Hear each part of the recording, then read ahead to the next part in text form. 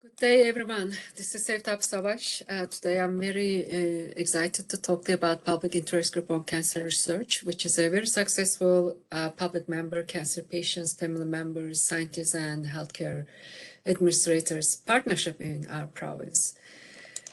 So first thing first, I'm really excited to do this talk on behalf of the entire group. They are listed here, and I declare no conflict of interest. So what am I going to talk to you about today? So today I would like to tell you about what are the benefits of such a community scientist partnership. Why are we doing this? And then what are the aims of our group, the Public Interest Group on Cancer Research? And then I'm going to talk to you about examples of roles and works of our groups. So first thing first, why do we need to collaborate with patients, family members, members of the general public? Why? There are two important things here. First thing first, I'm a researcher, I'm a cancer researcher, but I don't walk in the cancer patients' or families' shoes. So I cannot possibly know what they are going through, what is their lived experiences. And therefore, this brings me to the second point, is that cancer patients and family members, they are the experts of the lived experiences. Therefore, we need to integrate them in everything we want to conduct, from research to changes in the healthcare systems. So this is exactly why we wanted to create the Public Interest Group on Cancer Research. My apologies. We created it in last year to 2021 during the pandemic. We had three main objectives. First, to create a province-wide and diverse and inclusive group. And second, have discussions among us and identify the needs, priorities, interests of the cancer patients and family members, and design studies, public engagement and education activities together. So I am happy to say that we accomplished all of this and even more. So first thing first, how diverse we are. So currently we are 16 people, 12 of them are cancer patients or family members from Newfoundland. We are currently missing Labrador representation. So if there's anyone interested in, please contact me. We are incomplete without the representation from Labrador. So going back, how diverse we are. The numbers are given here, but what I want to say is that we have both sexes, LGBTQ reps, individuals from rural and urban areas are represented. There are individuals or public members with hereditary cancer history in the family, and so on and so forth. So we are really diverse, inclusive as much as we can be. So this is, again, we are missing Labrador representation. If there's anyone interested in, please let me know. So as I said, this group has been created during 2021, during the pandemic. So, and since we aimed for a province-wide representation, our meetings are held virtually through computer and online. So in 2021, we had 4 meetings, and in 2022, now we will have meetings almost every month. So during these meetings, we share and discuss a number of things with the goal of, what is it that we can do together? And it looks like, our members, public members, are very motivated. In multiple times, they said that they want to do something better for other people going through cancer. So they want to be a part of the solution that are needed to attach in our current health system. This has been said multiple times by multiple people, and I believe it's a very genuine interest. So thanks again, folks. And then it looks like we were able to create a really comfortable environment, respectful environment, where everybody feels safe to speak. So this is really great. And also, I think 2 of our public members said that they want to meet more frequently. And of course, we are doing this year. So I think it's a great community. So when we talk about partnership with patients, family members, public members, what are we talking about here? So partnership means that we have common goals, right? Patients, survivors, family members, healthcare admins, scientists like myself, we are all together in this group because we have common goals. And what is it? To make the things better for cancer patients and families in this province, starting in this province. This is a very genuine and very strong wish, and is shared by everyone in this group. And since we have individuals with different expertises, disease, being a family member or caregiver, healthcare admins, providers, and scientists, we all bring different expertise to the table. And this is really great because we then complement each other and we create really great diverse ideas. And what are the things that we do? We do a lot of stuff. Even though we are a new group, we are really very successful, very dynamic, and very productive group. So as I said, we focus on identifying needs, interests, and priorities of cancer patients and families in Finland last year. And then based on this, we are co-designing studies and public engagement activities. And this conference is one of the examples of this. Some of our patient members are acting as investigators in our research proposal. So thanks again, folks. And we also start to get consultation requests. So for example, we were consulted about the sexual health needs of cancer patients and families. So that's great. And we do a lot of knowledge dissemination. I'm going to talk about this, and which is fantastic because our cancer patients and family members in the group, they are absolutely wonderful communicators and educators. And we also started to advocate on behalf of all cancer patients and families in the province, for those who doesn't have their voices or their voices are unheard. So just to give you an idea about what we identified last year as the 3 key interests in terms of cancer patients and families that they wanted to change, improve in our province. They wanted to, for example, better clinical care and access for everyone in the province.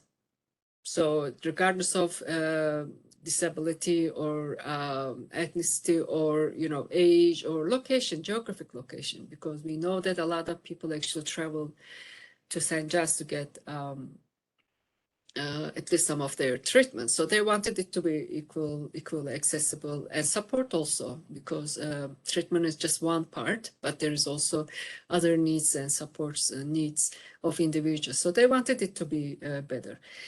And one of the key points that we also identified during our discussion is that there was a need for better information sharing, better communications, better resources, access to reliable resources. For example, there are, so what is my disease? What is my, what stage is it? Which treatment options are there? Are there any clinical trials I'm eligible to? Or if the disease is running in the family, what do I do? Who do I go to? And so on and so forth.